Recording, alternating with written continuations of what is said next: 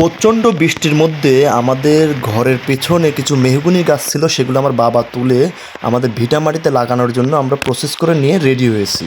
তো অনেক বৃষ্টি হচ্ছে, কিন্তু আজকে অনেক বৃষ্টি হচ্ছে। তো চলুন আমরা যাই। মেহগনি গাছ নিয়ে যাচ্ছি লাগানোর জন্য ভিটাত। তো আমি আর আমার বাবা বৃষ্টির মধ্যে গাছ তুলছি। শিকড়ের খাদ্য মাধ্যম মনে হয় ছুটে গেছে, দেখি গাছ হবে নাকি। আমার বাবা বলতেছে হবে, দেখি লাগাই ছুঁয়ে দিই হয় কিনা। তো আসলে গাছ লাগানো উচিত, কারণ অক্সিজেনের জন্য হলেও গাছ লাগানো উচিত। তো যাই হোক, আমার ঘরের পেছনে হয়েছিল, সেই গাছ লাগানোর জন্য আমি ভিটামাটিতে যাচ্ছি। তো ভিটাতে চলে আসছি, বাবা ওখানে কাজ করতেছে। এখন বাবার কাছে গেলে রাইখে বাবার কাছে যাই, দেখি বাবা গর্ত করে দিতেছে আর কি। তো চলুন দেখি আমার বাবা কি কাজ করে। ভিটাতে লাগাবো আর কি।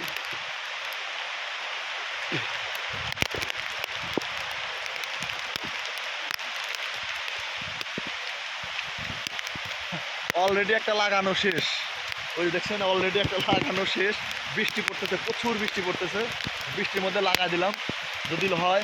অবশ্যই গাছ লাগানো প্রথমত হলো অক্সিজেনের দরকার আছে, আমাদের অক্সিজেন দরকার আছে। বৃষ্টির মধ্যে ক্যামেরা ঝাপসা দেখা যাচ্ছে, তো ক্যামেরা করা যাচ্ছে না, ভিডিও করা যাচ্ছে না, ঝাপসা দেখা যাচ্ছে।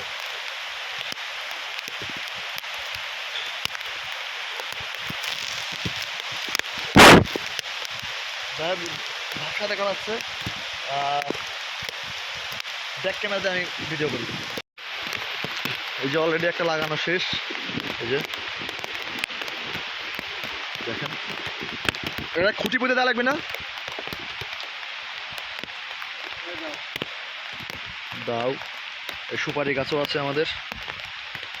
আর এই যে এগুলা হলো মিস্ত্রি দানার গাছ, এগুলো হলো মিস্ত্রি দানার গাছ। এগুলা মিস্ত্রি দানার গাছ লাগানো হয়েছে, এই যে যাদের শরীর দুর্বল এবং বিভিন্ন সমস্যা আছে তাদের জন্য এই গাছগুলা। মিস্ত্রি দানা সম্পর্কে অবশ্যই আপনারা জানেন, ইউটিউবে সার্চ দিবেন। আর এই যে আরেকটা ওখানে লাগাবে, গর্ত করতেছে। এই যে মিস্ত্রি দানা, এই যে হয়ে আছে, এই যে মিস্ত্রি দানা, এটাই মিস্ত্রি দানা। তো মনে করেন এটার অনেক উপকার। এই যে সেমুলের মনে যে উপকার, এটা তার দ্বিগুণ উপকার।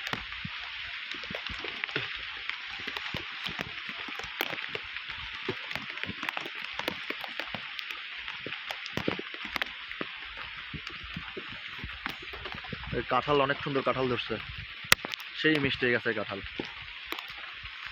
তো এই পাশে যে গাছটি লাগানো হচ্ছে, দেখেন গাছের গোড়ায় কোনো শিকড়ে কাদও নেই। সো বাবা বলতেছে এটা নাকি এইভাবেই হবে। তো দেখা যাক, লাগানো হচ্ছে আজকে, যেহেতু বৃষ্টির দিন, হইতেও পারে। সো আমিও সেই বিশ্বাসেই আর কি লাগানোর জন্য আসছি। আর আমাদের গাছের কাঁঠাল কিন্তু অনেক সুস্বাদু, যে দেখতে পাচ্ছেন ক্যামেরাতে কাঁঠাল। তো এটা আমার বাবা খুঁজে দিচ্ছে, যাতে গাছটা পরবর্তীতে পড়ে না যায় বা হেলে না যায়। তো আমি বৃষ্টির কারণে ভিডিও করতেও মানে শরীরটা কেমন যেন কাঁপতেছিল, অনেক বৃষ্টি হয়েছিল আজকে।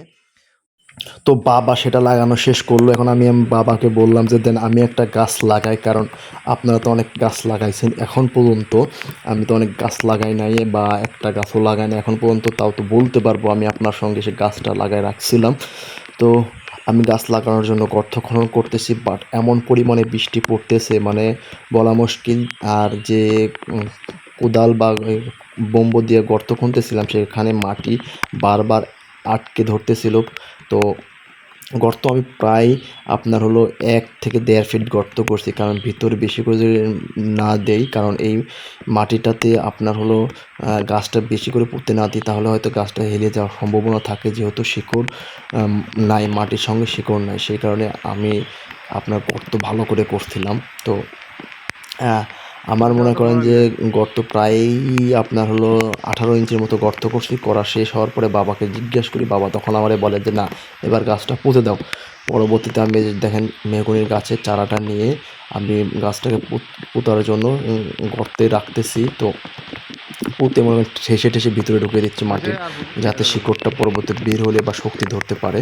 তো ওখানে মাটিগুলো আমি হাত দিয়ে সুন্দর করে গর্তে দিতেছি।